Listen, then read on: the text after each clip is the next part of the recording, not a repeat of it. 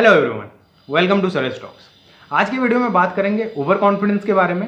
साथ ही साथ मैं बताऊंगा कि क्या रीज़न है ओवर कॉन्फिडेंस के और क्या कर सकते हैं इससे बचने के लिए। तो वीडियो को पूरा देखें और अगर आप चैनल में पहली बार आए हैं तो चैनल को सब्सक्राइब करके बेल आइकन को दबा दें। वीडियो स्टार्ट करते हैं। इस वीडियो को मैं एक स्टोरी के साथ स्टार्ट करूंगा जो स्टोरी साइकोलॉजिकल बेसिस बनाती है हमारे ओवर कॉन्फिडेंट होने का। ये स्टोरी है मैक आर्थर नाम के एक आदमी की, जो एक चोर था और उसने 1995 में एक रॉबरी की थी बैंक में। और ये रॉबरी बड़े ही अनोखे तरीके की थी और एक अनोखी रॉबरी थी जिसने ये बेसिस बताया कि क्या होता है, रीज़न क्यों हम ओवर कॉन्फिडेंस होते हैं। मैक आर्थर जब रॉबरी करने गया उसने बिल्कुल भी ट्राई नहीं किया अपनी आइडेंटिटी को छुपाने का। वो रॉबरी किया और बैंक से जब निकल रहा था तब उसने इवन अपने सीसीटीवी जो कैमराज लगे थे उसमें अपना फुटेज दिया और वहाँ से वो बाहर निकला और दूसरे बैंक में रॉबरी करने गया। जब वो दूसरे बैंक पहुंचा रॉबरी करने तब पुलिस ने उसको पकड़ लिया। अब जब उससे पूछताछ की गई तो पता चला कि उसका मानना है कि अगर लेमन जूस को चेहरे पे लगाया जाए तो आपके सीसीटीवी फुटेज में आपका चेहरा नहीं आता है और लोग आपके चेहरे को नहीं पहचान पाते।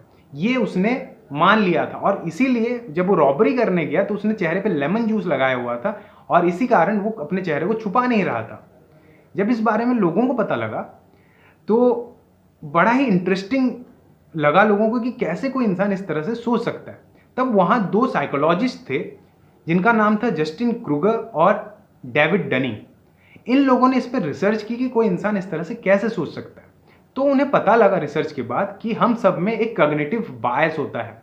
कॉग्निटिव बायस का मतलब कि हम किसी भी चीज़ को मान लेते हैं, वो रियलिटी हो या ना हो, हम उसको अपनी रियलिटी बना देते हैं। जैसे मैक आर्थर ने लेमन जूस चेहरे पे लगाने को एक रियलिटी बना ली थी, उसी तरह हम भी एक किसी भी चीज़ को अपनी रियलिटी मान लेते हैं बिना ये जाने कि वो सही में रियल है या नहीं। और इस चीज़ को उन्होंने एक नाम दिया जिसको उन्होंने बताया डनिंग क्रूगर इफेक्ट या क्रूगर डनिंग इफेक्ट। अब इसके बारे में बात करते हुए उन्होंने बताया कि हर इंसान जब कोई चीज़ को देखता है या पढ़ता है या सुनता है तो उसे एक जजमेंट आता है कि ये चीज़ तो मैं बहुत अच्छे से कर लूँगा। और जनरली ये चीज़ें उन लोगों में होती हैं जिनमें जो टैलेंट है वो थोड़ा सा कम होता है, जो मतलब किसी चीज़ में टैलेंट नहीं है जिनमें, उनमें ये चीज़ आती है कि उनको लगता है जब कोई आदमी की, मान लीजिए मैं एग्जांपल दूं कि कोई इंसान कोई वीडियो में कुछ बोल रहा है तो आपने देखा और आपको लगा अरे इससे बेहतर तो मैं बोल लूँगा।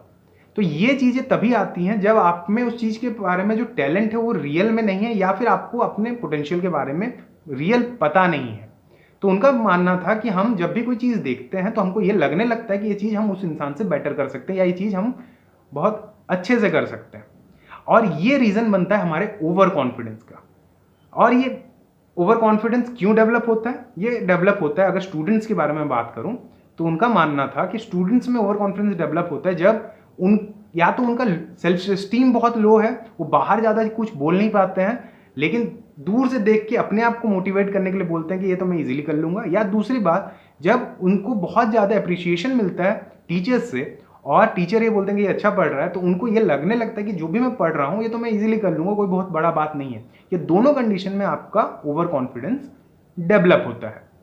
अब ओवर कॉन्फिडेंस का मेन रीज़न क्या है? ओवर कॉन्फिडेंस का मेन रीज़न है कि आपने जो आपके पास नॉलेज आपने गैदर की हुई है और उस नॉलेज का प्रैक्टिस, इन दोनों में डिफरेंस है। मतलब आपको लगता है कि आप कोई चीज़ कर सकते हैं लेकिन आप उस चीज़ को करते नहीं हैं, उसको प्रैक्टिस में नहीं लाते हैं तो आपको रियलिटी नहीं पता लगती, आप कितने पानी में हैं आपको ये नहीं पता लगता है। तो डनिंग क्रूगर इफेक्ट के बेसिस पे डनिंग एंड क्रूगर ने यह बताया कि आपका ओवर कॉन्फिडेंस को चेक करने का सिंपल सा तरीका है कि अगर आप कोई चीज़ मान रहे हैं कि आप बहुत अच्छा कर सकते हैं तो और आपने अभी तक प्रैक्टिस नहीं की है तो मोस्ट प्रोबेबली आप ओवर कॉन्फिडेंस में। लेकिन वंस आप उस चीज़ को, जिस चीज़ को आप मान रहे हैं और आप प्रैक्टिस करना स्टार्ट करते हैं तो आपको रियलिटी पता लगती है कि सही में ये चीज़ काम करता है या नहीं करता। जैसे मैक आर्थर का जैसे मैंने एग्जांपल दिया, उसको रियलिटी तब पता लगी जब वो बैंक रॉबरी करने गया कि लेमन जूस लगाने से आइडेंटिटी नहीं छुपती है।